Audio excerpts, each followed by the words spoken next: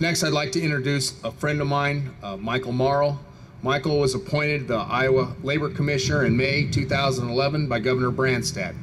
As Labor Commissioner, Michael and his staff work to ensure that each and every Iowan has a safe and healthy environment to live, work, and that Iowa laws benefit both labor and business.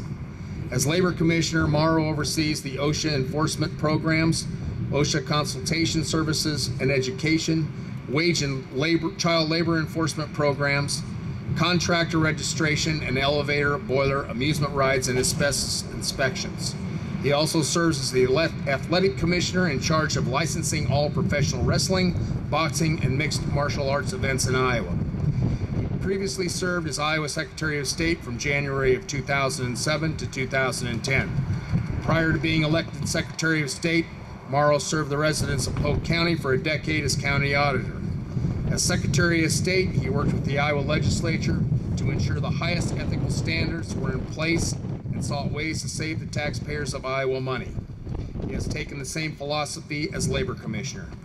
In 2008, the National Federation of the Blind of Iowa honored Morrow with the Distinguished Service Award for his integrity and commitment to ensuring all blind Iowans have access to accessible voting machines. Mr. Morrow is a graduate of Drake University. He and his wife Dorothy have 3 children and are the proud grandparents of 5 grandchildren. The Morrow family live in Des Moines. It is with great pleasure that I present to you my friend, Michael Morrow. Would everyone please have a seat? We have seats to fit in. Thank you very much for being here today for I believe, a wonderful ceremony to honor those individuals who've given so much to our state and to our community. I think the backdrop that we have here today with the Iowa Capitol and the crosses over here to my right and the big crowd that we have shows how people in Iowa care and care about each other, and how we have a responsibility to make sure that when people go to work each day, they go to a safe place, and we have a safe workplace, and they can come home at night to their family. That's what we're striving for here, and that's what we want to do. So it is my honor today to speak to you as Iowa's Labor Commissioner. In the capacity of Labor Commissioner, it's a responsibility and duty for us to promote a safe workplace for labor and business in our state. Workplace safety is a responsibility for all of us, and we strive to prevent future workplace accidents. The Occupational Safety and Health Administration is the agency that sets and enforces standards that ensures that every American comes home at the end of the workday. In 1970, when President Nixon created the agency, 38 workers on an average were dying each day in the workplace. 43 years later, we have gone from 38 to 12. 12 too many. But this decline is the result of people working together with the combined efforts of private industry, government, trade unions, academia, to create a safe and healthful workplace for every worker. It does show that it's possible to save life through common sense safety and health standards and strong enforcement of the law. I believe that we can do much better, and we are going to try to each day. Workers' Memorial Day serves as a reminder that many times we have no control over events that can change our lives on a daily basis. It's difficult to envision here today the grief and loss that many of you here feel. Every person we are honoring today has touched the lives of others.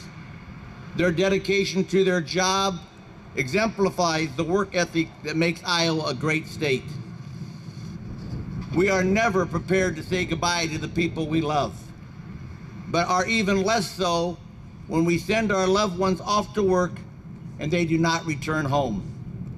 As we feel the sadness of their loss, it's important that we celebrate their lives also.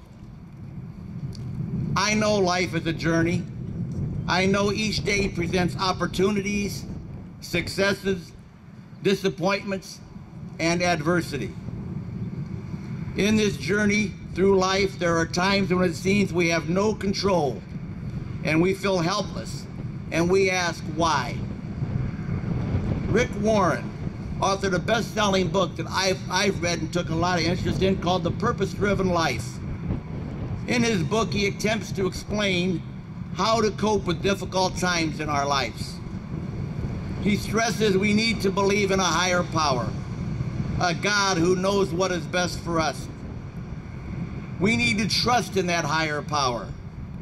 And then he says if we can believe and trust, it'll make it easier for us to surrender. The key word is surrender and accept what we cannot control. So if we believe and we trust and we surrender to God's will, we can go through life not being afraid of what the future has in store. The success of this country is built by ordinary people doing extraordinary things. It's about the construction worker, the laborers, the factory workers, the custodians, the police, the firefighters, the teachers, the nurses, the farmers, the truck drivers. It's about the servicemen and the servicewomen and everyone who works to make this place a better place to live. Today, we're honoring ordinary people who've done extraordinary things.